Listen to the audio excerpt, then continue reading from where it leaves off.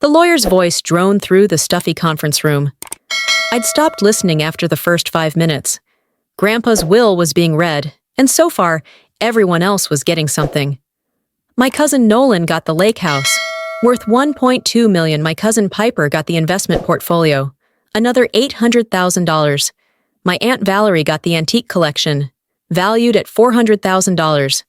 My Uncle Bernard got the classic car collection, 7 vehicles worth a collective $600,000. Even my younger cousin Wesley, who'd barely visited Grandpa in the last 5 years, got $50,000 cash. And me? Nothing. Not a single mention. I sat in the back corner, trying to keep my face neutral while my heart broke. I'd been closest to Grandpa. I'd spent every summer with him from age 8 to 18. I'd called him weekly. I'd been there during his final illness, reading to him, keeping him company, holding his hand. And he'd left me nothing. That concludes the primary distribution, the attorney said. His name was Walter, and he'd been Grandpa's lawyer for 40 years. My cousins were already standing, discussing their inheritances. Nolan was calling realtors. Piper was checking stock prices. I remained seated, stunned. However, Walter continued, and the room quieted slightly. There is one final provision, on the last page of the will. He flipped to the back of the thick document. To my granddaughter Iris, who spent 10 summers learning every corner of my life, I leave the contents of my office safe. The combination is her mother's birthday, her father's birthday, and her own birthday, in that order. A safe. He'd left me whatever was in a safe.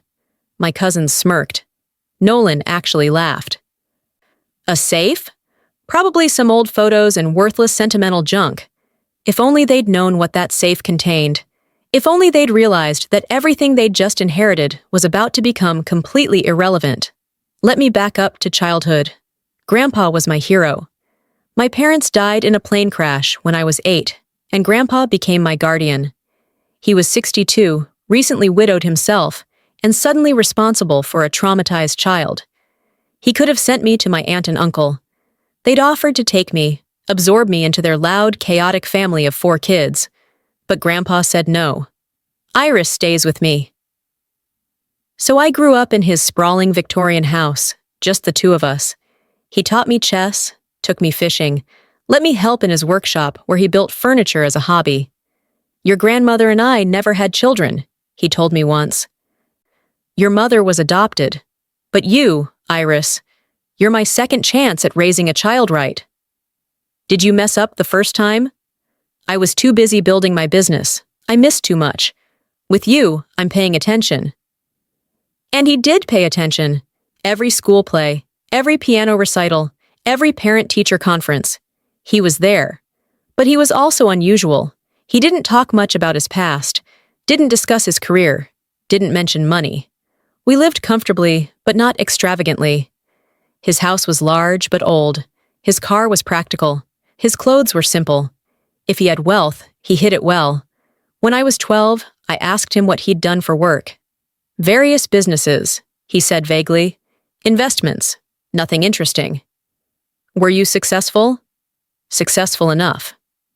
That was all he'd say. The other cousins, Nolan, Piper, Wesley, they were the children of Grandpa's sister. They'd visit occasionally, usually around holidays. They'd be polite to Grandpa, but not close. Their parents, Valerie and Bernard, maintained surface-level relationships with him. Family obligations, not genuine connection. I was the only one who loved him just for being him, not for what he might leave behind. Summers were our special time. From age 8 to 18, I'd spend June through August at his house. During the school year, I lived with my aunt and uncle. Grandpa insisted I needed to be around other kids, but summers were ours. He'd wake me early. Come on, Iris, work to do. We'd spend mornings in his office, a wood-paneled room filled with filing cabinets and a massive oak desk. He'd work on various projects while I read or did summer homework. What are you working on? I'd ask. Just keeping track of things. What things? Investments, properties, business interests. Are you rich, Grandpa? He'd smile. Rich is relative. I'm comfortable. That's enough. When I was 15, I noticed the safe. It was behind a painting of mountains, obvious once you saw it, but easy to miss. What's in there? Important documents, things that matter. Like what? You'll see someday, when you're ready. At 16, I started helping him organize his office, filing documents, sorting papers, learning his system. You're good at this, he observed. You have an orderly mind. I like organizing. It's satisfying. Good. Order is important, especially with complex matters. Is your life complex, Grandpa? More than it appears. I'd thought he was being philosophical. I didn't realize he was being literal. At 18, the summer before college, Grandpa got serious with me. Iris, I'm 72. I need to make sure you're prepared. Prepared for what? For when I'm gone. You're going to be fine, more than fine, but the family is going to be difficult. Why? Because they don't understand what I've built, what I've protected, what I'm leaving behind. I don't understand what you mean. You will. When the time comes, you'll understand everything. Now, sitting in the attorney's office 10 years later, I finally understood. Grandpa had been warning me. He'd known his sister's family would be difficult, had known they'd be focused on obvious wealth while missing the important parts. The safe combination, Walter repeated. Your mother's birthday, your father's birthday, your own birthday, in that order. That's it? Nolan scoffed. Some dusty old papers? The safe is at the house, Walter continued. Iris has keys to the property. She may access it whenever she chooses. My cousins were already leaving, discussing how to divide Grandpa's possessions. None of them noticed Walter's expression as he watched them go. They don't know, do they? I asked quietly. Know what, Ms. Iris? What Grandpa actually left me? Walter's face remained neutral. I wouldn't know. Your grandfather never disclosed the safe's contents to me. He said only you should open it. But you suspect. I suspect your grandfather was a very clever man who loved you deeply. The rest, you'll discover yourself. I left the office and drove directly to Grandpa's house. The Victorian mansion where I'd spent 10 summers, where I'd learned chess and fishing and how to be patient with complex problems. The house my cousin Nolan now owned, though he didn't know I still had keys. The office looked exactly as Grandpa had left it. Wood-paneled walls, massive oak desk, filing cabinets lining one wall, and on the far wall, the painting of mountains. Behind it, the safe. My hands shook as I worked the combination. Mom's birthday, 07-14-72. Dad's birthday, 11-03-70. My birthday, 05-22-94. The safe clicked open. Inside were 3 things: a thick manila envelope, a small leather journal, and a USB drive. I opened the envelope first. Inside were documents. Lots of documents. Property deeds, stock certificates, bank statements, and a letter in Grandpa's handwriting. Dear Iris, if you're reading this, I'm gone. I'm sorry I couldn't tell you everything while I was alive. Some truths are too heavy to carry together. For the past 40 years, I've been building something, not for myself, but for you. Everything in this safe represents that work. The public will, the one just read to your cousins, distributed obvious assets. The lake house, the investments, the collections. Those were visible wealth meant to satisfy family expectations. This safe contains the invisible wealth, the real wealth. Here's what you now own. 1. The house you're standing in. The deed transferred to your name 5 years ago. Nolan thinks he inherited it. He didn't. You're the owner. He's about to find out when he tries to sell it. 2. 17 commercial properties across 3 states. Total value, approximately $34 million, fully paid off, generating $2.1 million annually in rental income. 3. 60% ownership in Crawford Industries, a manufacturing company I founded under a different name 40 years ago. Current value, approximately $85 million annual dividends, roughly $4 million for a stock portfolio held in trust under your name. Current value, approximately $23 million. 3 bank accounts. Combined balance, $8.7 million. The total assets in this safe are worth approximately $150 million. You are, as of this moment, a very wealthy young woman. Your cousins received roughly $3 million combined. They think they got the inheritance? They got the leftovers. I stopped reading. My hands were shaking so hard the paper rattled. $150 million. Grandpa had left me $150 million, and nobody knew except me and Walter. I continued reading. Why did I hide this from everyone? Several reasons. First, your cousins and their parents are not good with money. They're spenders, not stewards. Giving them large sums would destroy them. The modest inheritances they received are enough to help, but not enough to ruin them. Second, I wanted to protect you. If the family knew about your inheritance, they'd contest it. They'd claim undue influence, diminished capacity, all the legal tactics people use when they feel cheated. This way, there's nothing obvious to contest. Third, I wanted you to understand something important. Real wealth is quiet. The people who flash money, who live extravagantly, who make sure everyone knows they're rich, those people are insecure. They need external validation. True wealth whispers. It moves invisibly. It protects itself through discretion. You've inherited not just money, but the responsibility to manage it wisely. Don't tell your cousins. Don't tell your aunt and uncle. Live modestly. Invest carefully. Use your wealth to build a meaningful life, not to impress people who don't matter. The leather journal contains financial details, account numbers, contact information for the property managers and corporate directors, passwords to encrypted files. The USB drive contains 40 years of financial records, proof of ownership, and video messages I recorded for you. Start with the videos. I tried to explain everything. I love you, Iris. You were the daughter I never had, the second chance I never expected. Everything I built was for you.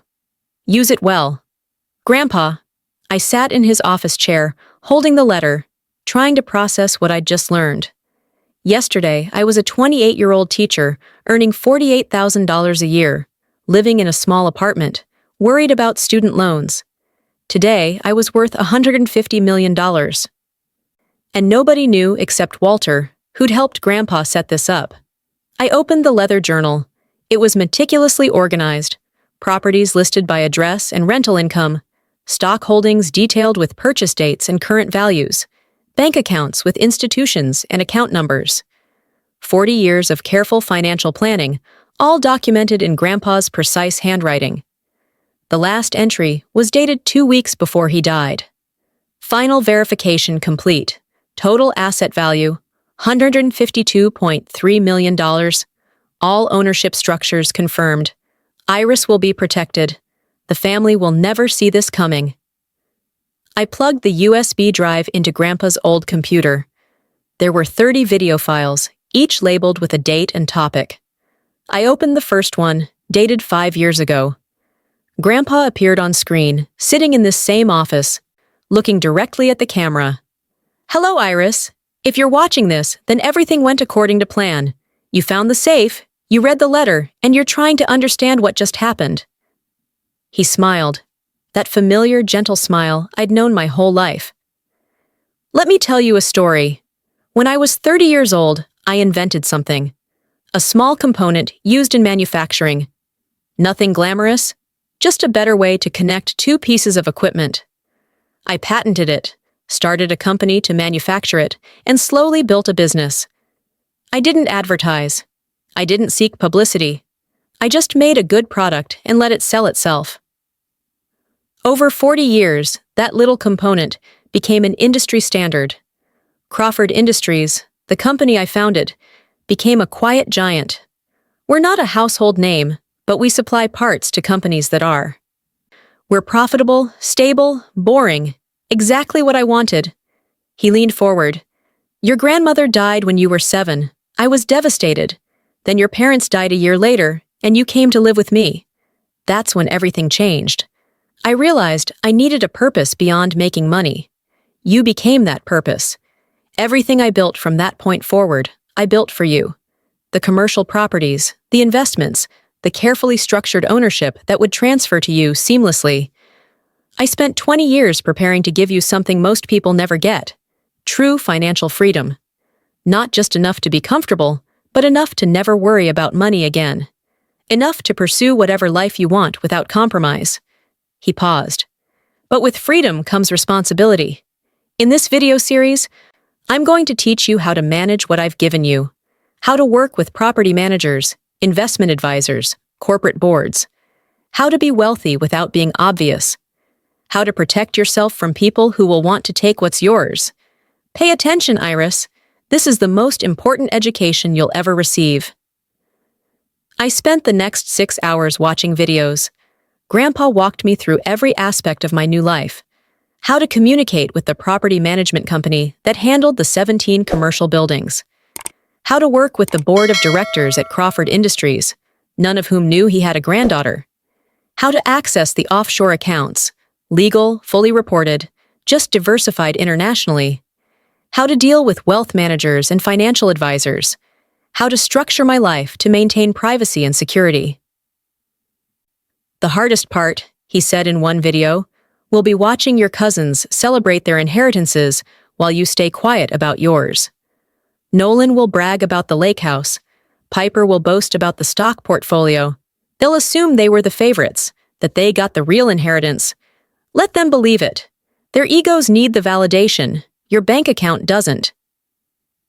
In another video, he addressed what would happen when Nolan tried to sell the house.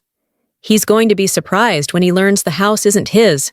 The deed is in your name, has been for 5 years. I had Walter handle the paperwork quietly.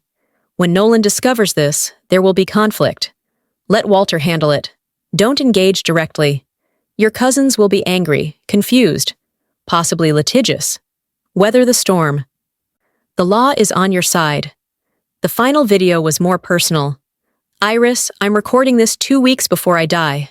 I'm tired, ready to go. But I'm at peace because I know you'll be okay. More than okay. You'll be secure in ways most people never experience. I'm giving you freedom, Iris.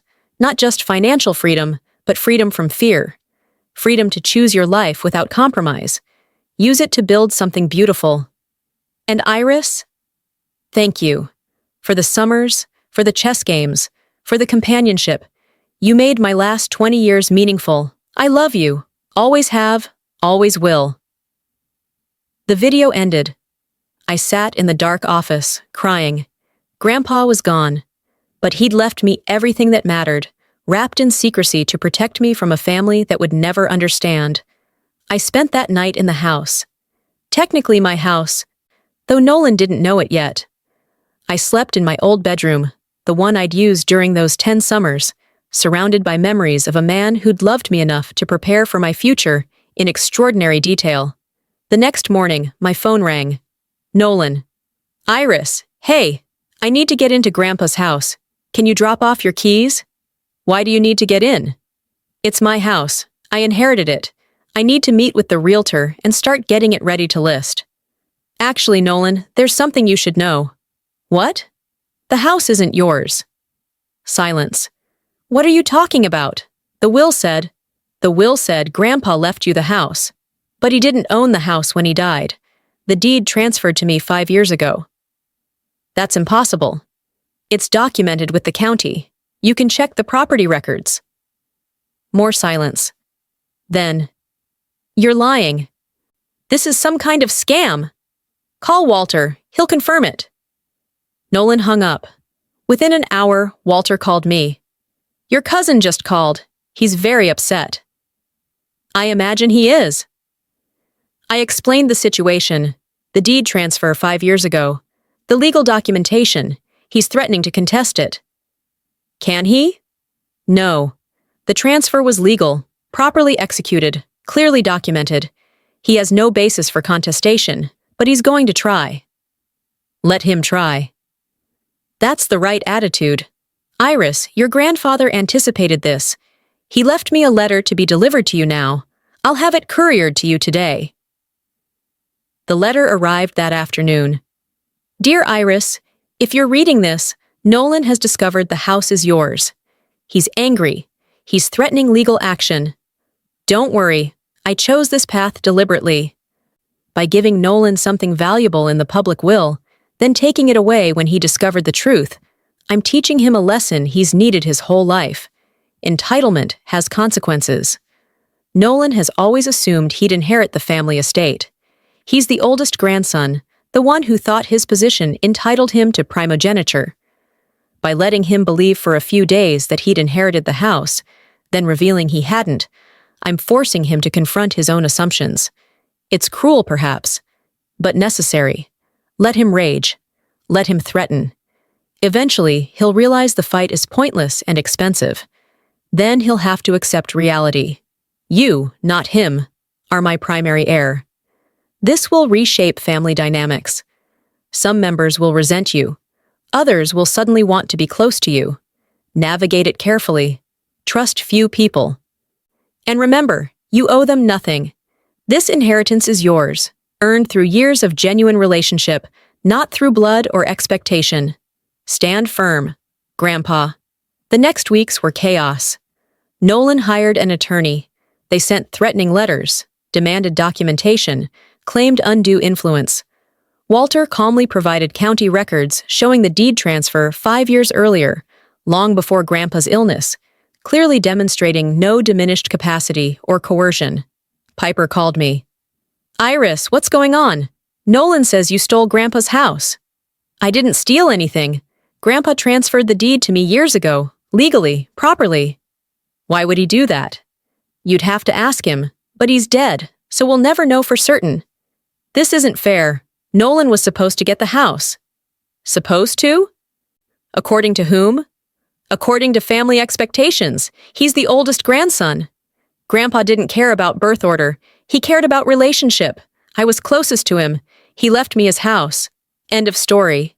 She hung up. Aunt Valerie called next. Iris, I think there's been a misunderstanding about your grandfather's estate. No misunderstanding. Everything is exactly as he planned. But Nolan is very upset, and frankly, it doesn't look good. You were his caretaker at the end. You had influence over him. People might think. Might think what? That I manipulated an elderly man? Except the house transferred to me 5 years ago, when he was perfectly healthy. Any other accusations you'd like to make? I'm not accusing. I'm just saying maybe you should consider splitting the house with Nolan, to keep family peace. Family peace? Where was family peace when Grandpa was dying and only I visited? When he was sick and only I called? When he needed help and only I showed up? The family that wants peace now was absent when he needed them. So no, I'm not splitting anything. I hung up. That night, I listened to more of Grandpa's videos. In one, he addressed exactly this situation. Your family will pressure you to share. They'll call it fairness, compromise, keeping the peace. It's manipulation. They want what's yours without having earned it. Stand firm. The house is yours legally and morally. Don't give an inch. I didn't. 6 weeks after the will reading, Nolan's attorney withdrew the case. The legal fees were mounting, the case had no merit, and Walter had made it clear they'd pursue sanctions for filing a frivolous lawsuit if they continued. Nolan was left with nothing except the lake house he'd actually inherited, which suddenly seemed less impressive now that he knew I had the family estate. Piper tried a different approach. She called one evening, her voice warm. Iris, I'm sorry about how everyone's been acting. This must be hard for you. It's fine. I was thinking maybe we could get coffee, catch up. We'd never been close. This sudden interest was transparent. Why? Because you're family. Because Grandpa clearly cared about you a lot. Because I want to understand what made your relationship with him so special. The answer is time. I spent time with him. 10 summers, weekly calls, regular visits. Time is what made us close. I wish I'd known him better. You could have. He was available. You just didn't prioritize him. Silence. Then, that's harsh. It's honest. Piper, I know what you're doing. You're trying to get close to me because you think I have something worth accessing. I do. But it's not available to you. What are you talking about? Grandpa left me more than the house, significantly more. And before you ask, no, I'm not sharing details. Just know that the inheritance you received was what he wanted you to have. Nothing more, nothing less. I hung up. That was cruel, perhaps, letting her know there was more without giving specifics. But Grandpa had been right. Transparency would only breed resentment and litigation. Better to let them wonder. I quit my teaching job. Not immediately, but after the school year ended. I told my principal I was pursuing other opportunities. "You'll be missed," she said. "You're one of our best teachers." Thank you. But it's time for a change. I didn't need to work anymore. With $2.1 million in annual rental income and $4 million in dividends, I was earning roughly $6 million a year. Passively, without doing anything. But I needed purpose. Teaching had given me that. I'd have to find a new one. I started traveling. Europe for 3 months, Asia for 2 months, South America for 6 weeks. I stayed in nice hotels, but not extravagant ones. I ate at good restaurants, but not ostentatious ones. I experienced the world quietly, without flash, exactly as Grandpa had advised. In Barcelona, I met an artist named Sol who painted urban landscapes. We talked for hours in a cafe. "What do you do?" Sol asked. "I manage investments." Sounds boring. It can be, but it funds a life I love.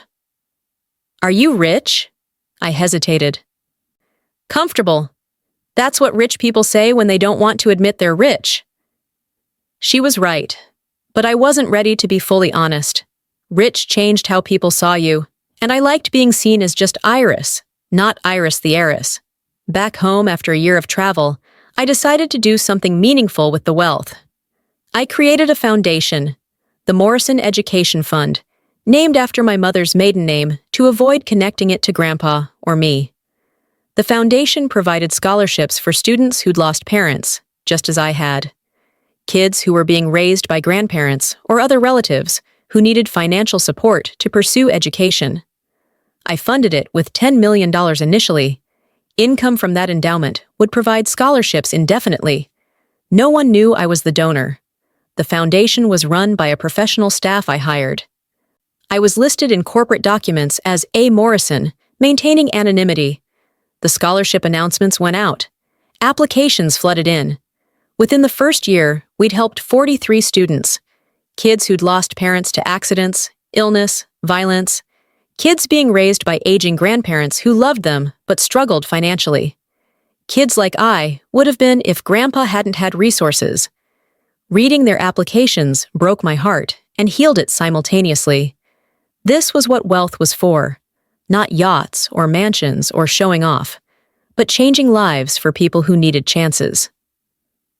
2 years after Grandpa's death, I received a call from the board chairman of Crawford Industries.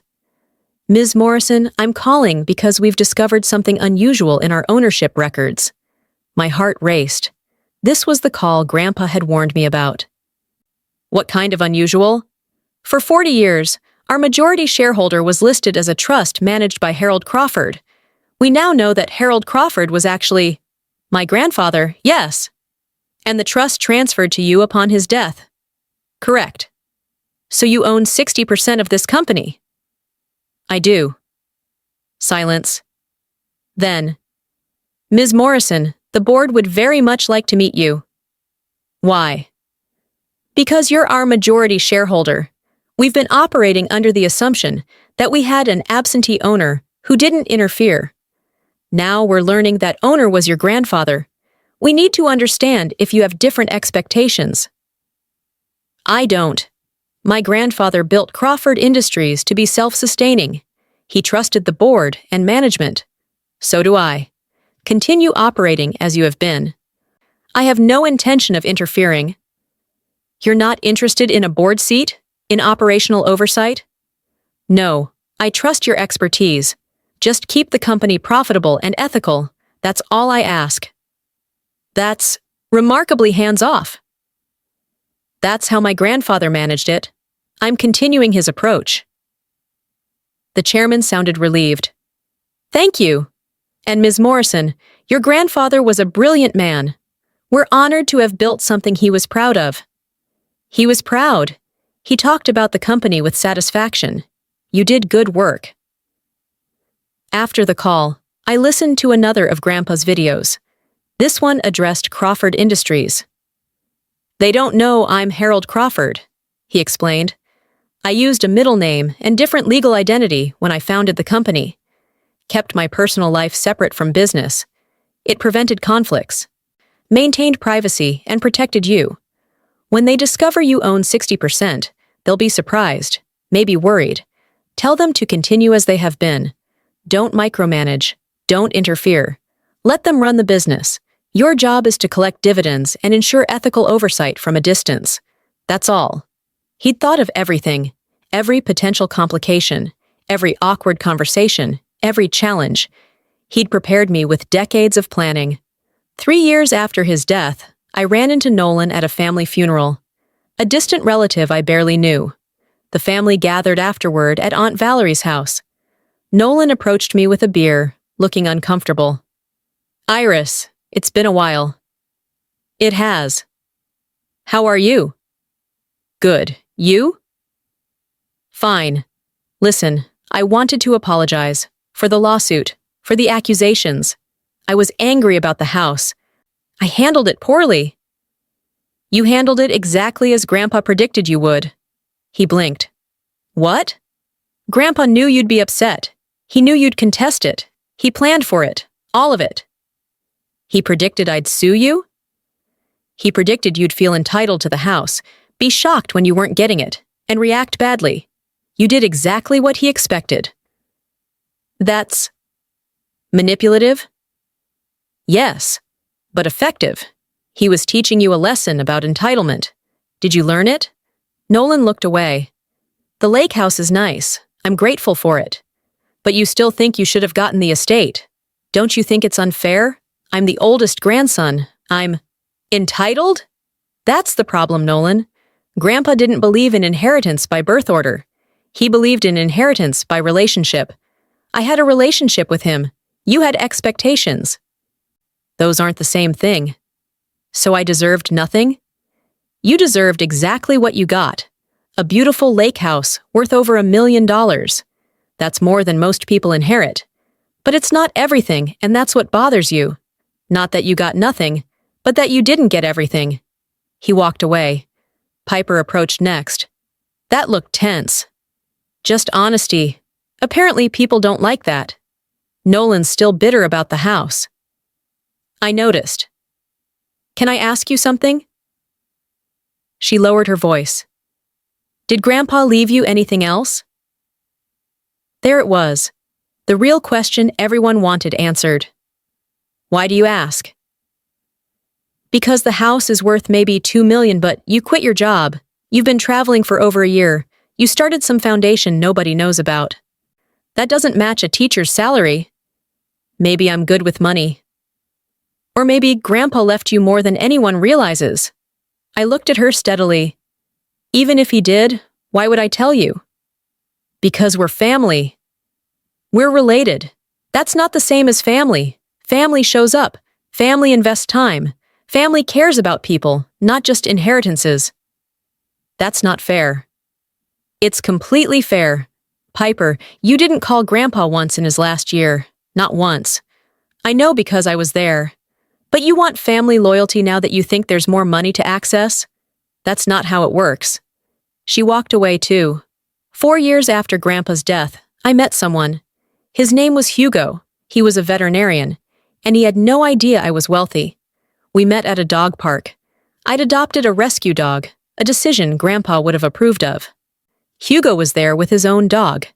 We started talking about animals, which led to coffee, which led to dinner, which led to dating. For 6 months, I maintained the fiction that I was just a normal person with a modest income. I lived in a nice but not extravagant apartment. I drove a reliable but not luxury car. I dressed well, but not expensively. Hugo had no reason to suspect I was worth $150 million then. One evening, over dinner at my apartment, he said something that changed everything. I need to tell you something. I've been offered a partnership at my clinic. It's a significant investment, $200,000. I have about half saved. I'm trying to figure out how to finance the rest. Congratulations. That's exciting. It is. But it's also terrifying, taking on that much debt. I'm wondering if I should do it or play it safe. I looked at him. Hugo was kind, ethical, hardworking. He'd built his career through dedication and skill. He deserved the opportunity. What if you didn't have to take on debt? What do you mean? What if someone invested the $100,000 you need? I couldn't ask my parents for that much.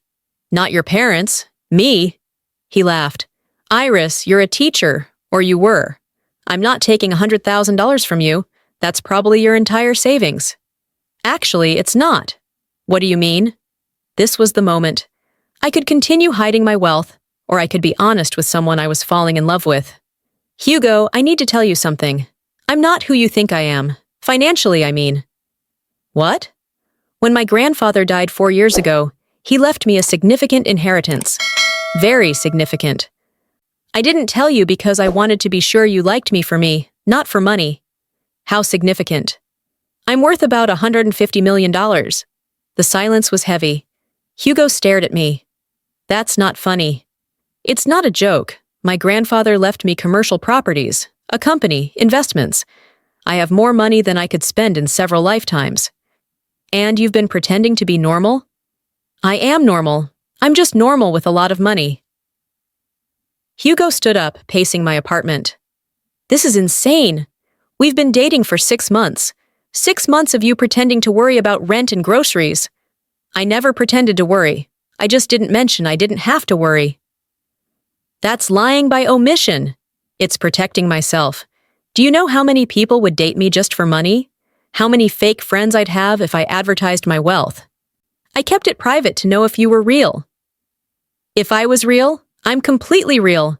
I'm a veterinarian who works 60-hour weeks. I'm the definition of real. I know.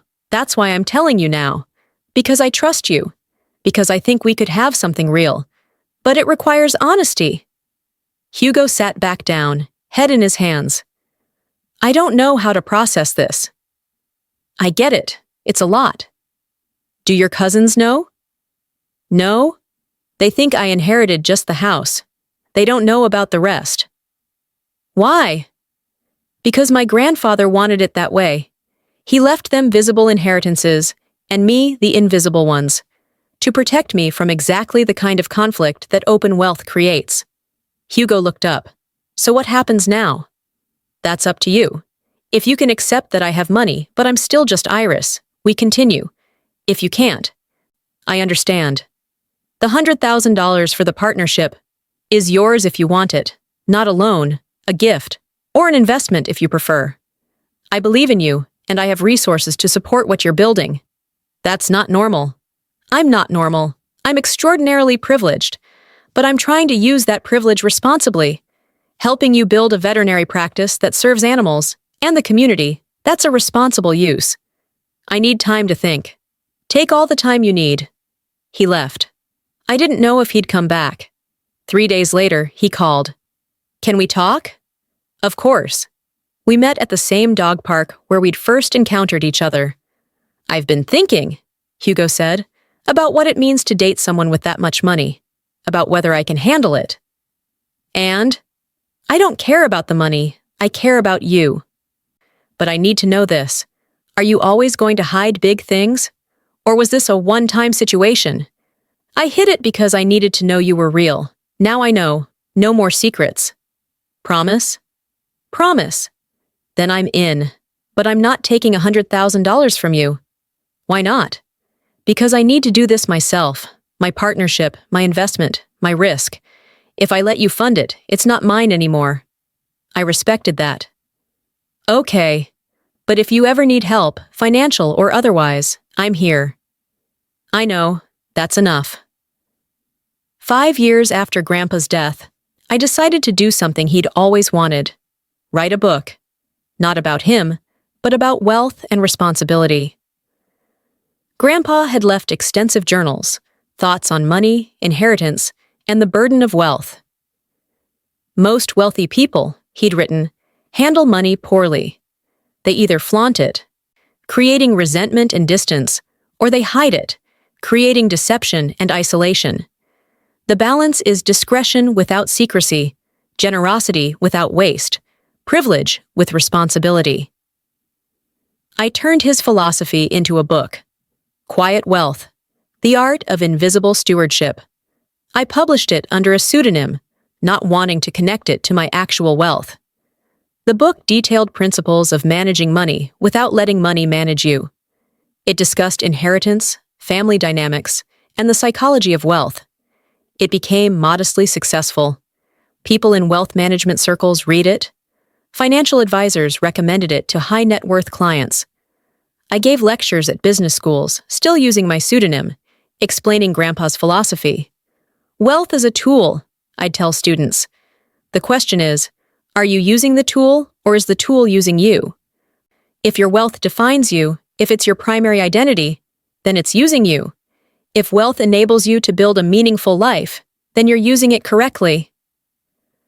After one lecture, a student asked, "How wealthy are you? Does it matter?" It matters if you're giving advice about wealth management. Are you speaking from experience or theory?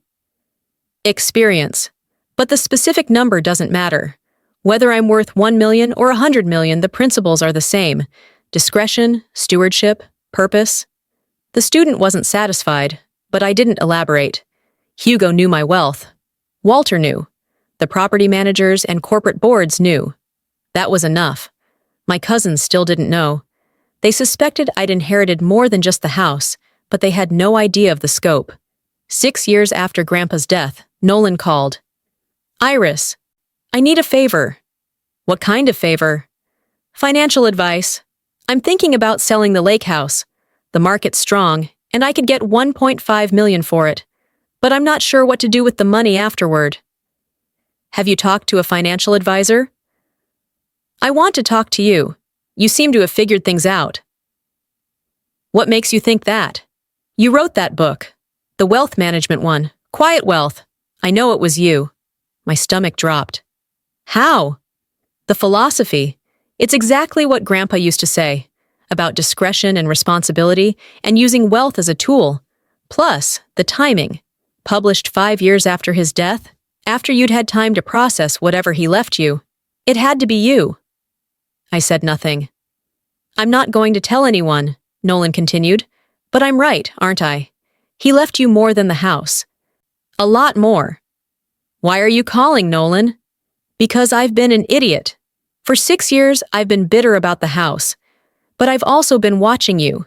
You quit your job, you travel, you started that foundation, you wrote a book about wealth management. You're living the life of someone with serious resources. You're just doing it quietly."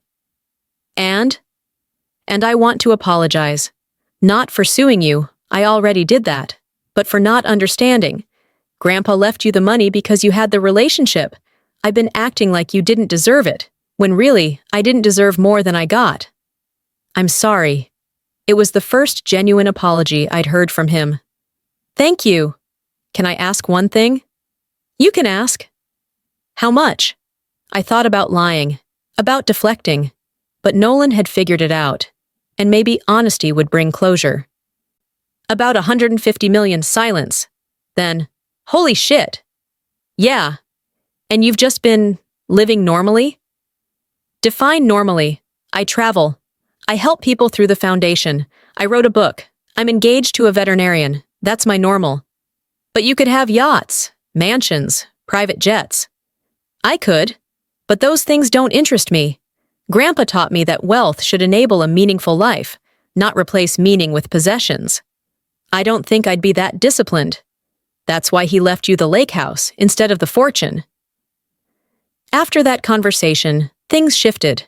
Nolan stopped being bitter. He'd occasionally call for financial advice, which I'd provide.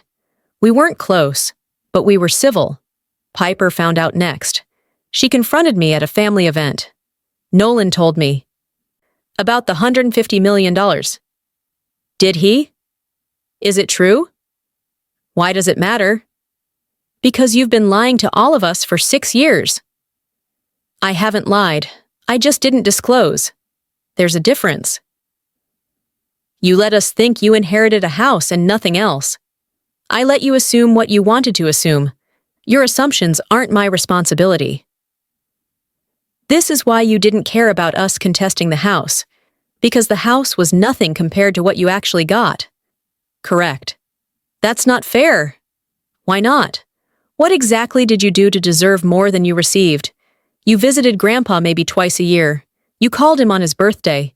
You showed up for holidays. That's not a relationship. That's minimal obligation. I was busy. So was I. But I prioritized him, and he prioritized me in return. That's how relationships work, Piper. Effort equals outcome. So you think you deserved $150 million and I deserved $800,000. I think Grandpa made the distribution he thought appropriate based on the relationships he had with each of us. You can disagree, but it doesn't change the legal reality. She left angry. I didn't care. 7 years after Grandpa's death, Hugo and I got married. Small ceremony, just close friends. My cousins weren't invited. They'd learn about it eventually, but I didn't need their presence on my wedding day. During the reception, Hugo gave a speech. I'm marrying a woman who could have anything but chooses simplicity, who has resources but uses them for others, who inherited wealth but didn't let it define her. Iris is extraordinary not because of her bank account, but because of her character. The money is just details. It was the perfect summary. The money was just details. The real inheritance had been Grandpa's philosophy, his lessons about stewardship and discretion. The $150 million was just the tool to practice those lessons. 8 years after Grandpa's death, I received a letter from Walter. Dear Iris, I'm retiring at 78 and closing my practice. Before I do, I want you to know something. Your grandfather approached me 30 years ago with an unusual request. He wanted to structure his entire estate to transfer to you invisibly. He spent 3 decades planning it. The offshore accounts, the property purchases, the corporate ownership under a different name, all of it was designed to protect you. I've never seen someone plan an inheritance with such care and foresight. He loved you deeply, and he wanted to ensure you'd have every opportunity in life. I'm honored to have helped him accomplish that goal. You've managed the wealth exactly as he hoped. Quietly, responsibly, meaningfully. He'd be proud. Walter, I cried reading that letter. 8 years gone, and Grandpa was still reaching out through the people he'd trusted, still teaching me, still guiding me. 9 years after his death, the Morrison Education Fund had helped over 300 students. Kids who'd lost parents, who were being raised by grandparents, who needed financial support to pursue their dreams. At the annual scholarship award ceremony, I attended anonymously. Just another face in the crowd. One student, a girl named Riley, being raised by her grandmother after her parents died, gave a speech. I didn't think college was possible. My grandmother loves me, but she's on a fixed income. I thought I'd have to give up my dreams and just work. Then I got this scholarship. Someone I'll never meet, someone who understands what it's like to lose parents, gave me a chance. I don't know who you are, Morrison Education Fund donor, but thank you. You changed my life. I thought about that girl I'd been at 8 years old, traumatized by loss, taken in by an aging grandfather who'd restructured his entire life to raise me. Grandpa had given me a chance. Now I was passing that chance forward to hundreds of others. This was what wealth was for. 10 years after Grandpa's death, I visited his grave for the first time since the funeral. A decade had passed. I'd grown into the inheritance, learned to manage it, used it to build a meaningful life. I'd married, started a foundation, helped hundreds of students, written a book, and quietly managed $150 million without destroying myself or others. You'd be proud, I told the gravestone. I think I'm doing this right. The wind blew through the cemetery. The cousins know now, about the money. They're not happy, but they've accepted it. Nolan even apologized. A bird landed nearby. I'm using the wealth the way you intended.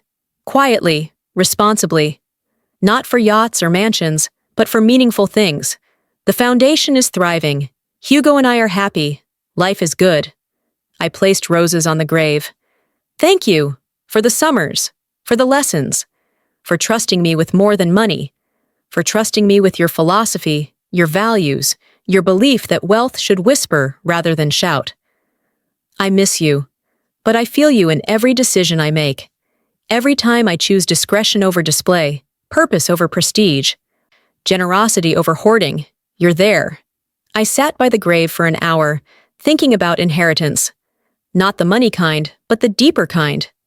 Grandpa had given me values, principles, a philosophy of life that served me far better than the $150 million ever could. The money was just a tool to practice what he'd taught me. 11 years after his death, I received an unexpected call. A genealogy researcher. Ms. Morrison, I'm researching the Crawford family. I believe your grandfather was Harold Crawford, founder of Crawford Industries. He was. I'm trying to understand why he operated under a different name publicly. Most company founders seek recognition. He avoided it entirely. He valued privacy. But why? Crawford Industries is worth hundreds of millions. He could have been celebrated as a successful entrepreneur. Instead, he's virtually unknown. That's what he wanted. Success without recognition, wealth without fame. He built something meaningful and didn't need public validation. That's unusual.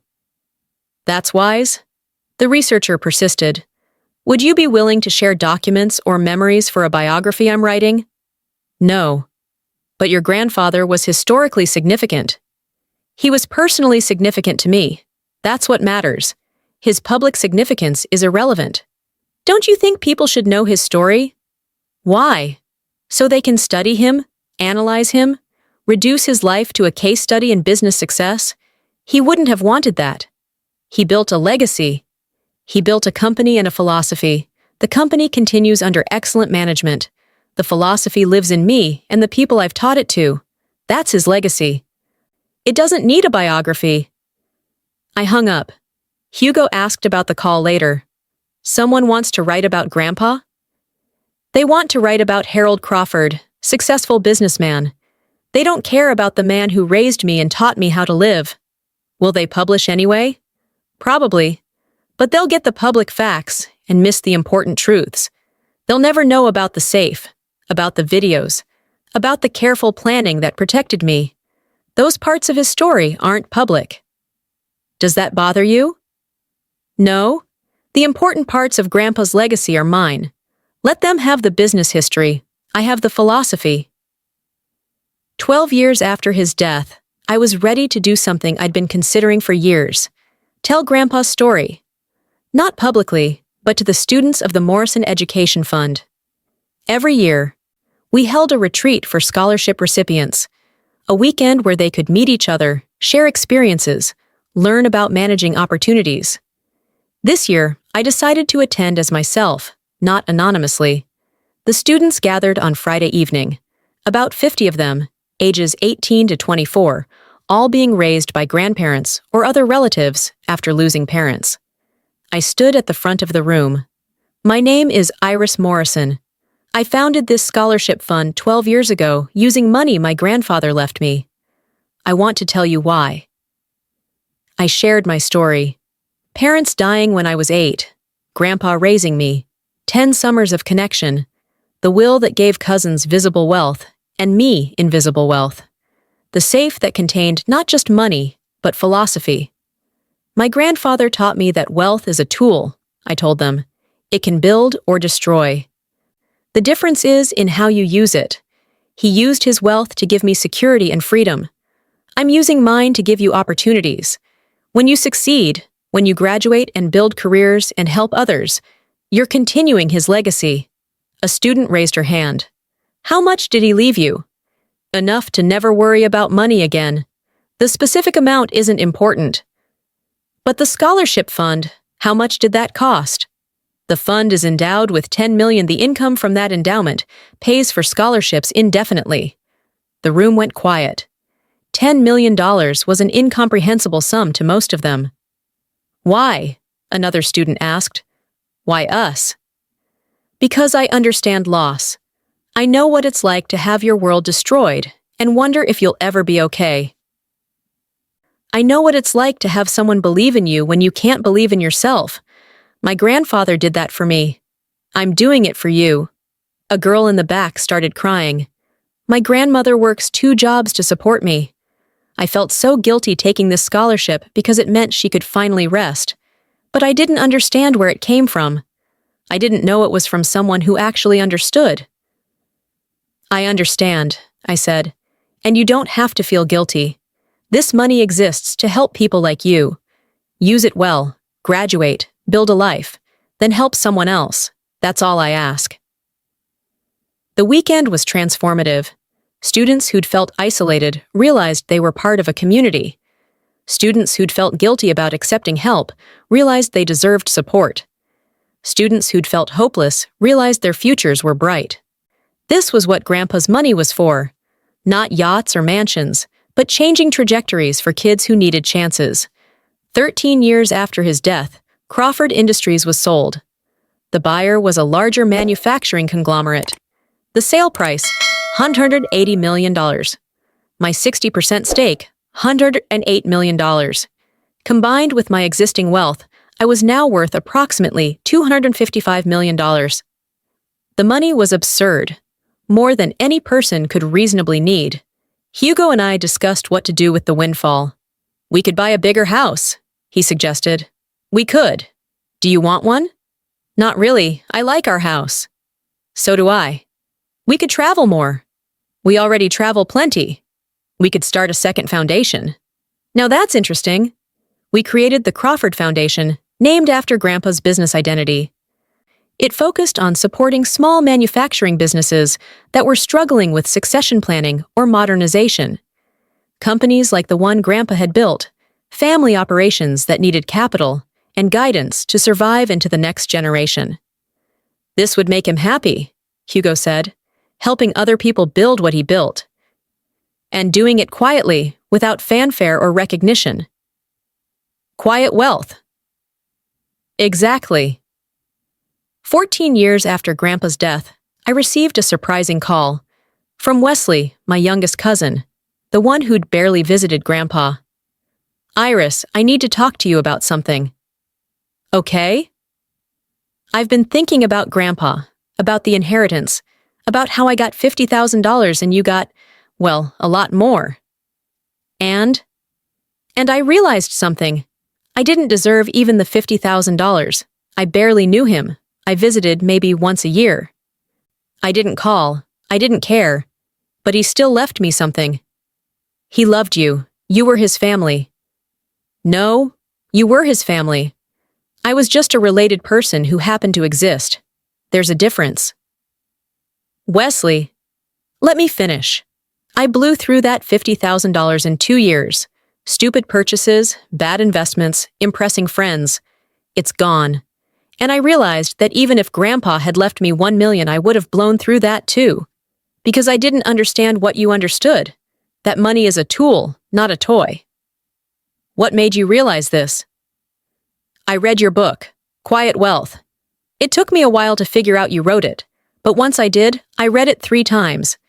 It's all Grandpa's philosophy, isn't it?" "It is."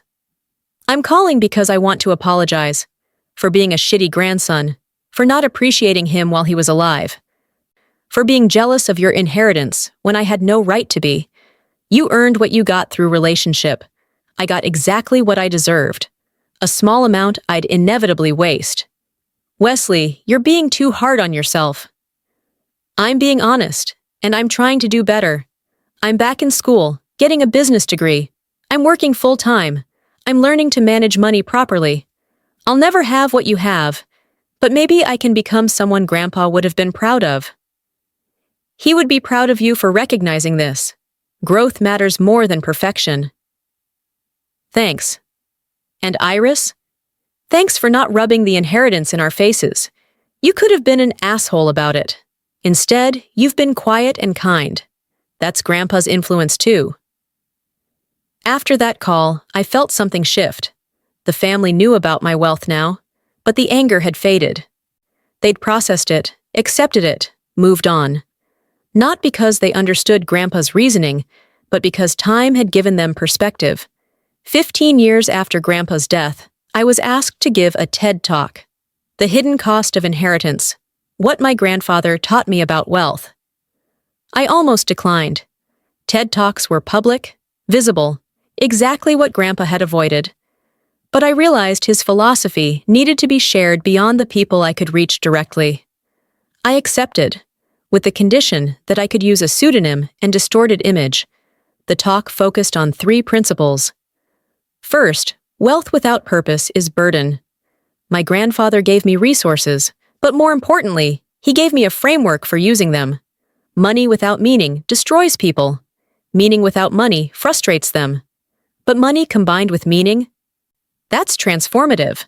Second, invisible wealth is sustainable wealth.